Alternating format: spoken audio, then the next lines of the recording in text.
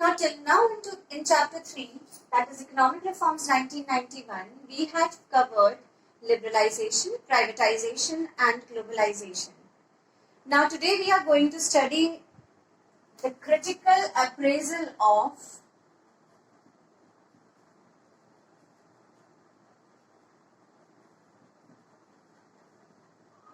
economic reforms 1991. Now in critical appraisal, we are going to study both positive aspects and the negative aspects. That is, we are going to study achievements as well as failures of the reforms 1991. First, we are going to study the achievements of economic reforms 1991. The first achievement which we have seen during the period after 1991 is there is increase in rate of growth. Now it is clearly evident that there has been increase in GDP from 5.6% in 1980 to 1991, which is now 6.7% in the year 2017 and 18. Now this clearly shows that there has been increase in rate of growth in Indian economy.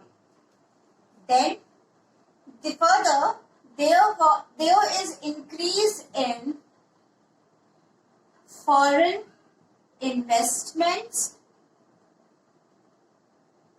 After the adoption of liberalization, the foreign direct investment has increased in India.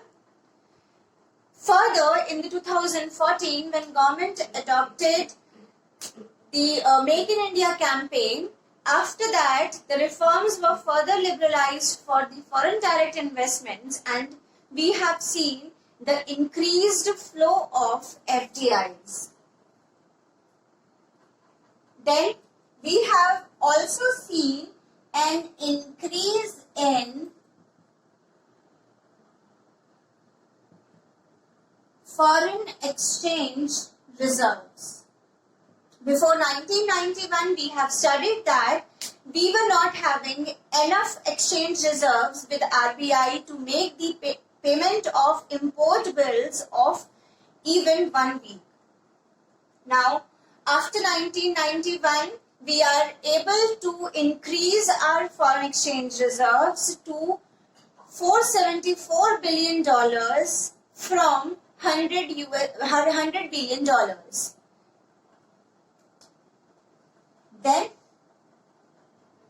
we have also increased exports, which we have seen that before 1991, due to the adoption of import substitution, avoidance of foreign competition, our Indian industries were not able to compete with the international standards, and thus we have seen a decline in our exports.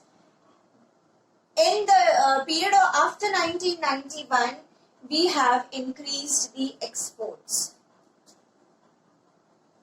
Then our economy is able to control the rate of inflation.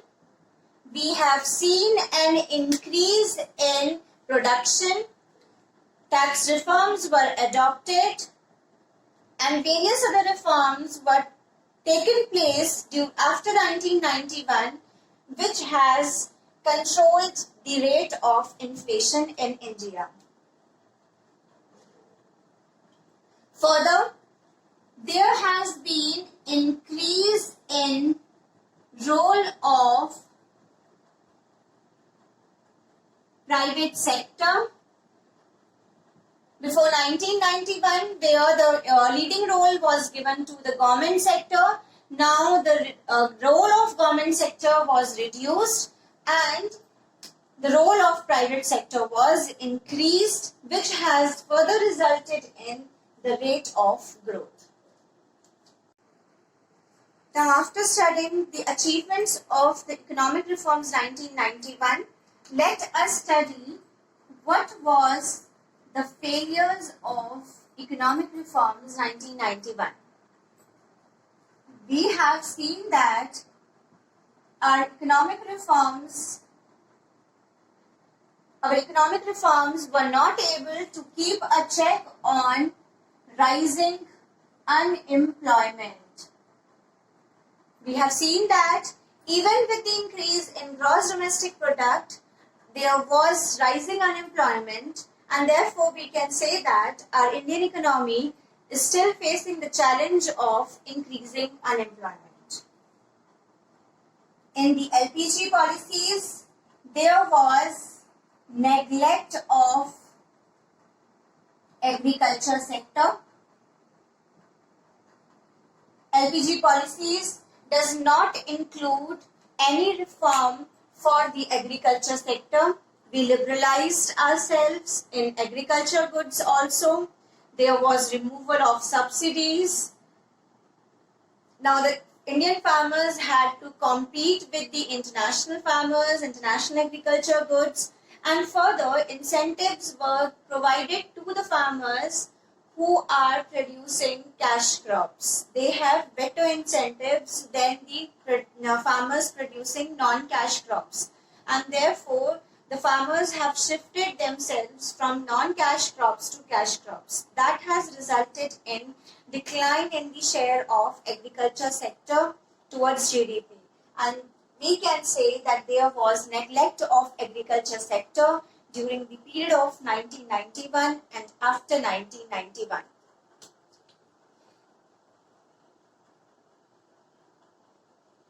Then we have also seen an ineffective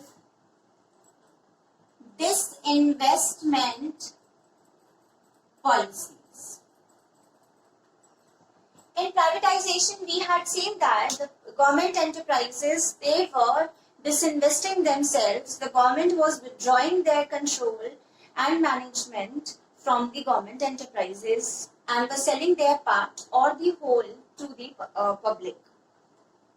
Now, while valuing their assets, they were undervaluing the assets of the government enterprises, and therefore the government was not able to generate enough or sufficient funds after disinvesting, and that was the reason why it has become a failure for the reform. There was ineffective tax reforms. We had seen that the government had reduced the tax rates in order to reduce the tax evasion. After reducing the tax rates, the tax revenues generated by the government further declined, and also the government started giving incentives to the foreign investors to attract them in Indian economy, and that was further adding to the decline in government tax revenues. Then we have also seen low level of industrial growth. The LPG was beneficial for the service sector, but it was not fully, it has not impacted to the great extent to our industrial sector. And therefore, we had seen a low level of industrial growth after the reforms adopted in 1991. Further, the Indian industries, they were negatively, adversely affected due to the globalization.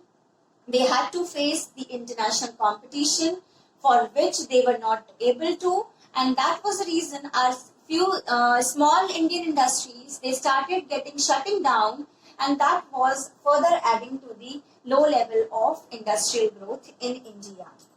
Then we have also seen that there is unbalanced growth.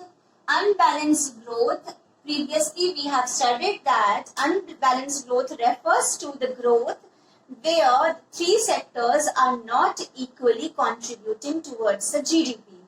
And we have seen that liberalization, privatization and globalization has positively affected mostly the service sector, and adversely affected to the industrial and agriculture sector, and due to this there has been an unbalanced growth. These were few failures of economic reforms 1990.